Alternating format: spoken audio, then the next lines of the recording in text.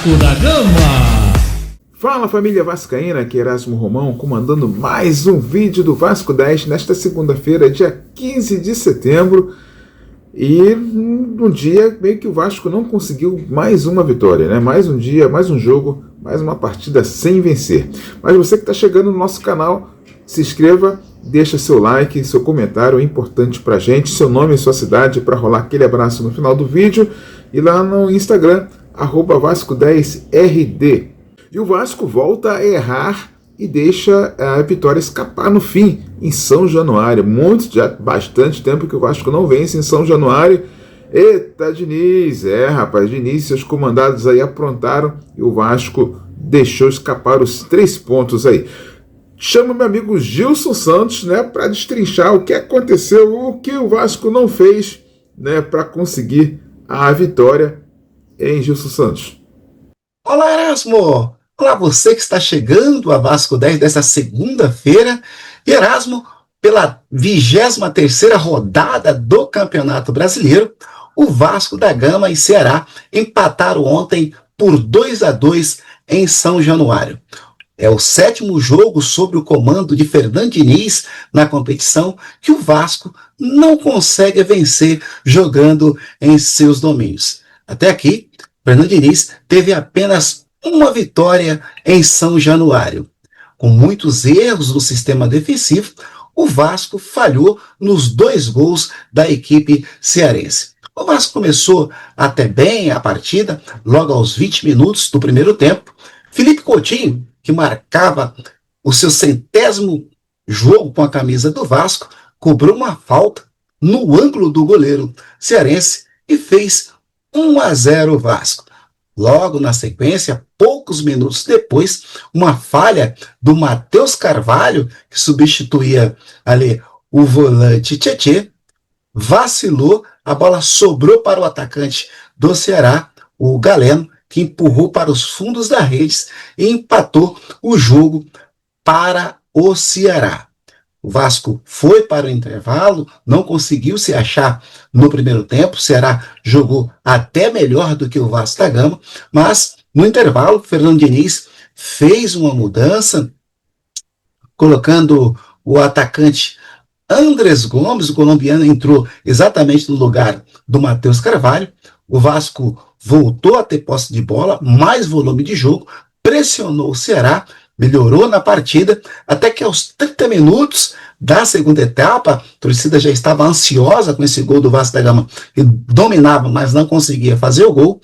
O atacante Rodriguinho fez falta desclassificante em Cauã Barros, tomou cartão vermelho e com um homem a mais, o Vasco pressionou e numa jogada de Andrés Gomes, pelo lado direito, foi ao fundo e cruzou para o estreante Carlos Cuesta, ele mesmo, o zagueiro que estreava com a camisa do Vasco, acabara de entrar, escorou para as redes e fez o 2º gol do Vasco. Delírio em São Januário, festa da torcida Cruz Maltina, muito tempo que não vê a equipe vencendo em casa, mas no finalzinho, aos 49 minutos da segunda etapa, já nos acréscimos, uma bola longa, Paulo Henrique falhou, não conseguiu cortar a bola sobrou para o atacante Fernandinho, que disparou contra Léo Jardim. Léo Jardim fez uma grande intervenção, mas Pedro Henrique pegou a sobra e fez o gol de empate da equipe do Ceará. Foi um péssimo resultado para o Vasco da Gama, que com os 3 pontos chegaria ao 13º lugar no Campeonato Brasileiro. Com o empate, o Vasco permanece na 15ª posição no Campeonato Brasileiro, favorecido aí com o empate do Santos contra o Atlético Mineiro, e permanece na mesma posição. 2 posições à frente aí do primeiro time rebaixado no Campeonato Brasileiro, do primeiro time rebaixado na tabela de classificação, que é a equipe do Vitória, que perdeu para o Fortaleza. O Vasco terá uma sequência de jogos difíceis daqui para frente, enfrentará o Flamengo domingo, jogando no Maracanã, às 17h30, depois o Bahia, Cruzeiro e o Palmeiras no Allianz Parque.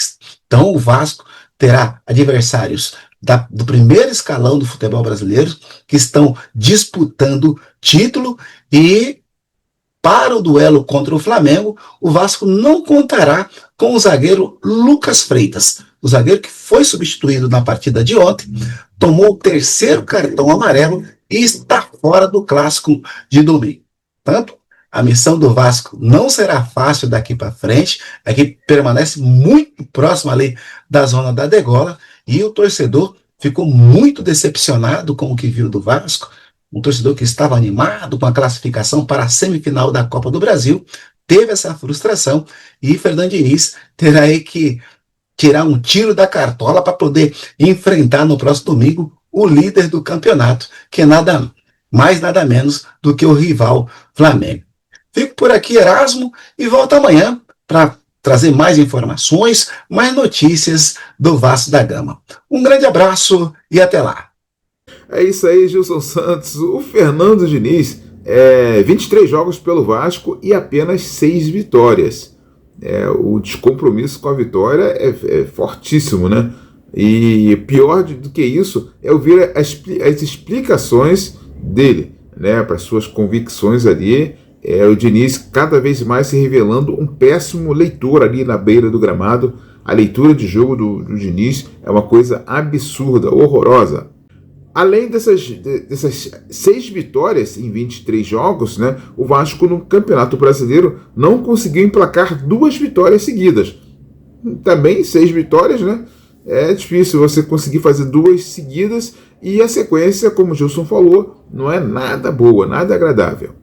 O Vasco se classificou na Copa do Brasil com 2 empates, né? Não teve vitória. Em 2 empates a gente conseguiu a classificação graças ao Léo Jardim, que errou ontem absurdamente, né, ao colocar aquela bola com o Matheus Cucão vindo pressionado.